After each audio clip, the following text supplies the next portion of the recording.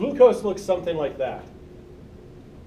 And by the way, in order to keep your brains from turning to mush, I skipped talking about how to draw the rings. We'll come back to that, but I felt like if I just kept talking about nomenclature for too much longer, you'd all kill yourselves. So trying to spice it up. We'll see if that works. No. If we imagine glucose fitting in this binding pocket, we could imagine contacts to this. We could go back and say what R groups could bind here. And so if we think in that kind of logic, one thing we might point out is that over here, I've got an OH, right? What if I had something like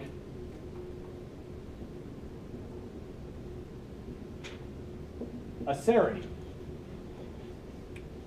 Serine would be able to form a hydrogen bond and hold this guy in place. Well, is there an important interaction there?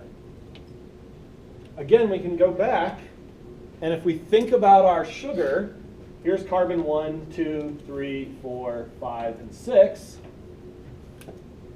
Does an OH at carbon 4 matter, right? Is there a bond there that was holding something? Does it matter? We can compare glucose to galactose.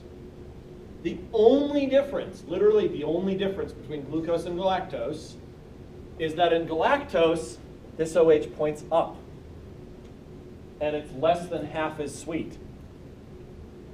So there is some hydrogen bonding mechanism here that is bonding there, but if I had galactose, if this was just a hydrogen, no hydrogen bonding, the bonding affinity goes down. It is perceived, it doesn't bind to your tongue as well, it is perceived as less sweet. So we can already ascertain that there's some kind of hydrogen bond forming mechanism here. We can do similar games, and I'm just going to be really simplistic to keep them simple. I don't know, there, it's a threonine now. Are you happy? Not going to always draw serine. We could have another kind of hydrogen bond interacting here.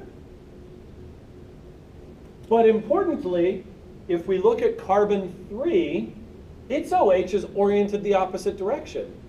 What's facing down into this crevice is a nonpolar bit, right? It's a carbon with a hydrogen on it. It's very nonpolar. So we could imagine something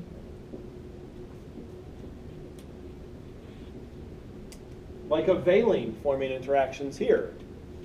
And we would expect then that if you switched this, if you moved this OH down here, that would interfere with that interaction and it wouldn't bind as well and it would taste bad. The hard thing is the C3 epimer of glucose doesn't really exist biologically, so it's hard to test that. But we have in mice actually, and due to food-seeking behaviors, we can guess, yeah, if you have the C3 epimer of glucose, it doesn't taste as good. We haven't done it in humans really, because taking an unnatural substance and being like, eat a whole block of this. I mean, we do that, but you know, whatever. So we can start to postulate binding mechanisms.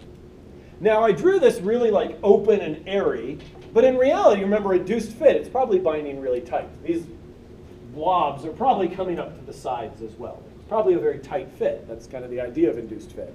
So we could imagine that maybe there's a binding interaction up here as well. So let me just, for the sake of argument, do that. Let me say, oh, it actually, in the induced fit, it kind of like comes up around it, right? That's totally possible. And maybe we have, okay, I'm going to be lazy and do a serine.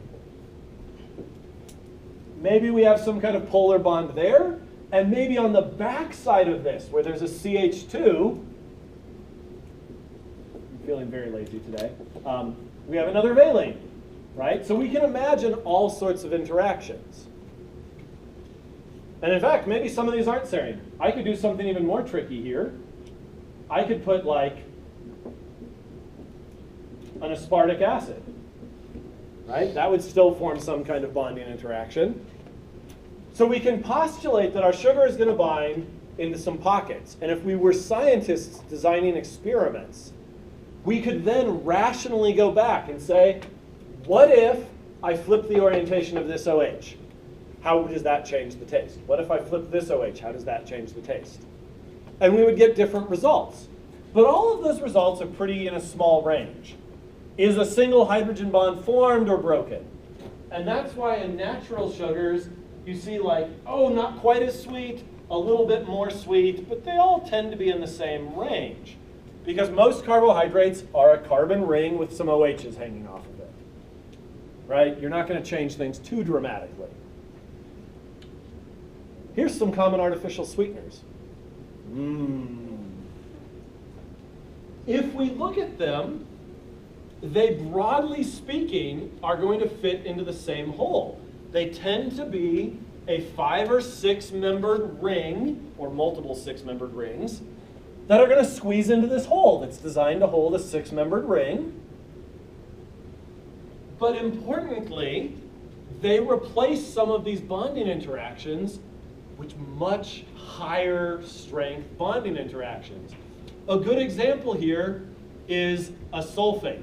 So in both saccharin and a sulfame K, you find this sulfonate kind of guy. This guy can hydrogen bond like nobody's business. It has d orbitals available. It can form interactions to hydrogen bond acceptors that are way stronger, that are closer to being a covalent bond in strength than being a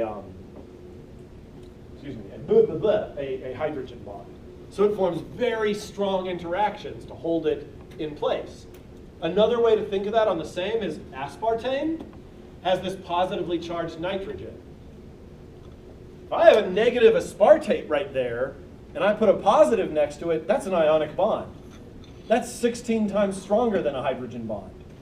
Already I'm starting to understand this addition of bond strength that's going to make it bond tighter and give more signaling out. Would it taste sweeter? Tastes sweeter. Yep. And so when we look at these, they fulfill the general geometry. They have some kind of planar-ish system, ring system that squeezes in the cavity. But instead of forming the normal interactions, they form really strong, tight interactions. So how tight or how strong interactions? Yep. Yep. Yeah. So the easiest one I think to look at for this is sucralose. So sucralose is actually table sugar where 3 oxygens, right here, right here, and right here, have been replaced with chlorine. And that's the only difference. So again, we have this idea that if we have some kind of hydrogen bond, and I replace this O, which has an electron density, but it's kind of small, with this big, mushy chlorine, with d orbitals that can do, with all that stuff, it can form a really tight bond. And then lysine. Yeah, it would do really good. Yeah. So all artificial sweeteners are just doing that. They're just fitting in where a ring should fit, but having functional groups, a carboxylic acid on one end, an amine on the other, a sulfonate or a chloride, that can form much stronger bonding interactions with the R groups in there. And that makes our body perceive it as much sweeter. Because what normally happens is on your tongue, on your taste bud, sugar comes in, docks, binds, nerve impulse gets sent, let's go. The KD is pretty low, it doesn't bind that tightly, let's go. These ones bind, and they bind so tight they don't let go, and they just keep sending nerve impulses. Sweet, sweet, still sweet, still sweet, still sweet. This, by the way, is also why artificial sweeteners have an aftertaste. They are literally still on your tongue. The half-life of table sugar on your tongue, like you put some sugar on your tongue, how long till all of it is washed away by your saliva and swallowing? The half-life of table sugar is about 15 seconds. The half-life of Splenda is about 7 minutes. So I still taste it right now, right? It's still there. Because literally, it is just bonded. It just formed these high-strength R group interactions, and it's just bonded there. And my poor little nerve cell is just, hey brain, it's still sweet. Still sweet. Still sweet over here. Pretty sweet. But there is a point of diminishing returns. So, Splenda, sucralose and Splenda. Splenda is a patented name. Sucralose is the generic name. Kind of like Tylenol and ibuprofen. Again, remember, these are just binding phenomenon, which means they're obeying some kind of hyperbolic theta curve, right? So here's our concentration of sweetener, whether it's sugar or whatever else, and here's our response. All these are doing is giving us different theta curves. They're giving us different KD values. So if blue here, okay, here's my 5, so here's my KD. If this is glucose, then we can imagine that, what's one that's slightly worse, like maltose? Maltose curve looks something like that. Splenda looks like that. But notice that the improvement, the 100-folds improvement, is actually wasted. You can only saturate your taste receptor so much, right? You don't really need Splenda to be 600 times sweeter to be a good sweetener. And in fact, there's a push in the market. Could we find a sweetener that's just like 10 times sweeter? Because a lot of the potential, the binding potential here is wasted. I don't need something with that dramatic of a curve. If I had a sweetener that was like that, it would still be sweeter than sugar, but maybe wouldn't bind so long that 7 minutes later you still taste it, right? Like, so these are what we have, but they're maybe not the ideal sweeteners because they're too sweet. We succeeded too well, and it's an interesting thing to play. But that's all it is. When they say it's 600 times sweeter, its KD is 600 times smaller. That's what they're expressing. That's what they're saying. You know, it's a correlation. Kind of neat, huh? Did you say anything about aspartame? Oh, yeah, let's talk about this. I actually know one of the researchers who did the initial experiments that caused the public furor in the 70s and 80s about aspartame. So let's talk about this. Why should we or shouldn't we drink artificial sweeteners? Again, I'm not a licensed or registered dietitian. Take anything I say with a grain of salt or MSG. But here's the deal. None of these look anything like sugar, if you didn't notice. Mostly our body says WTF and has no idea what to do with these, and they're excreted unchanged through the body. We haven't evolved any enzymes to break sulfonate bonds. Like we literally, there's no enzyme in our body that knows what to do with this. So we just pee it out. So they don't bioaccumulate. It's very well studied. None of the artificial sweeteners bioaccumulate. That is, like, gets stored in your liver or gets stored in your muscle tissue or gets stored in your brain. They don't bioaccumulate. They get peed out. And so, okay, what could they be doing then? They don't dwell in you very long.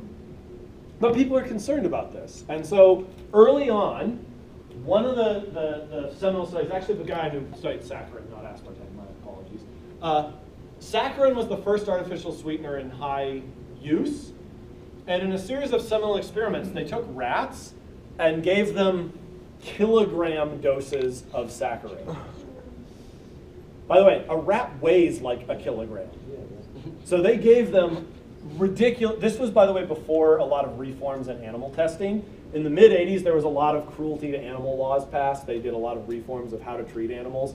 You could not repeat these experiments. They basically were like, shove this block of saccharin that's the size of your body through you in 24 hours. And the rats got cancer.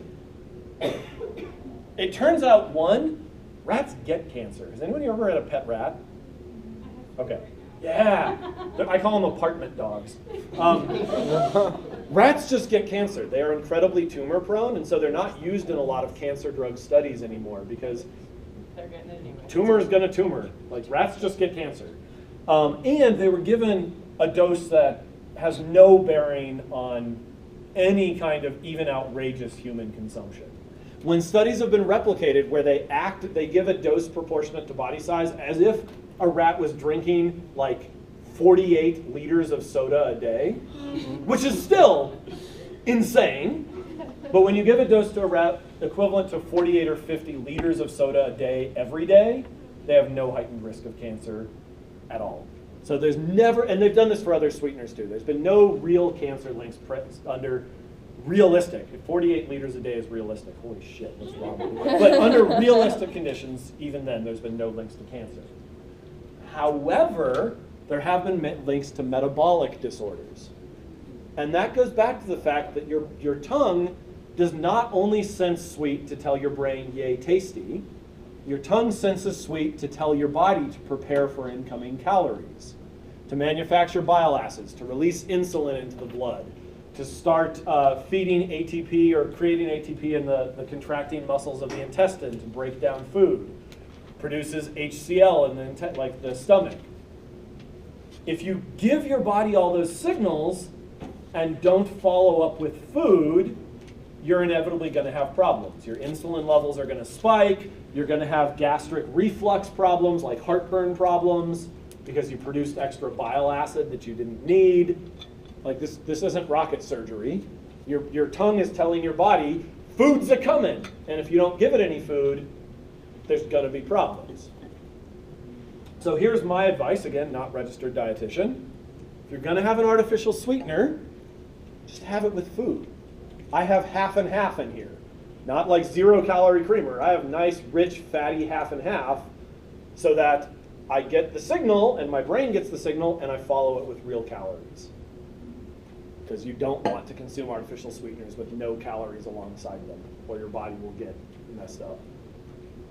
So with that, it said, yeah, you can cause metabolic problems with artificial sweeteners. But that's about the worst that's actually been conclusively proven in studies. Sucralose is my special friend in this regard, and I don't want to go off too much, but I do want to mention, when I used to teach senior experience, and maybe I will again someday, one of the papers I like to show was, to me, one of the best examples of modern pharmacology ever. A group of researchers, I think it was in Ohio, took sucralose and systematically, one at a time, replaced every atom in it with a radioactive equivalent. So replaced that carbon with a carbon-13 or a carbon-11 or something, replaced that oxygen with an oxygen-15, replaced that with a deuterium, replaced one at a time every atom in the structure, and had human volunteers eat it and measure where it went in their body. So we know more than almost any other substance on Earth where Splenda goes in your body. Here's the short answer. You drink some Splenda. You eliminate about 80% of it in your next urination. About 80% of it, every single atom, not a single soldier left behind, goes out in your first elimination. About 19% of that it leaves in your first bowel movement after ingesting it. And the remaining 1% goes to your liver and undergoes a process called glucuronidation. Big fancy name for we attach another sugar to it. They covalently attach another sugar here and here to make it more polar so it's easier to pee out. And you lose the rest of it via urine. Literally not a single atom of Splenda is retained in your body for more than about 48 hours. And we know that as a fact with volunteers who tried all sorts of radioactive Splenda. Not a study I'm sure I would have signed up for. Oh, guess what? It actually accumulates in your thymus. Sorry. But we do those kind of studies because people are concerned. And I think the danger of it all is, the dose makes the poison, right? A little bit of Splenda in your coffee every morning, you're probably perfectly healthy. Replacing every beverage you drink with artificial sweetener, particularly drinking them when you don't have other food, probably not good for you. Find a balance. Good stuff. Any questions there? We dead inside? I am. I fake it with Splenda. Simulates having a soul to within 99 minutes. Okay. The reason I want to point that out to you and bring it back is the knowledge of the R groups, the idea of KDs and binding curves. It's all feeding in together, right? This is not isolated topics. The goal at the end of the semester is when we talk about how our body eats glucose or how we convert fats into energy, all of this stuff we learned along the way. Relative strengths of hydrogen versus ionic bonds, KDs, R groups, it all feeds together and hopefully is starting to build with some coherency. So that's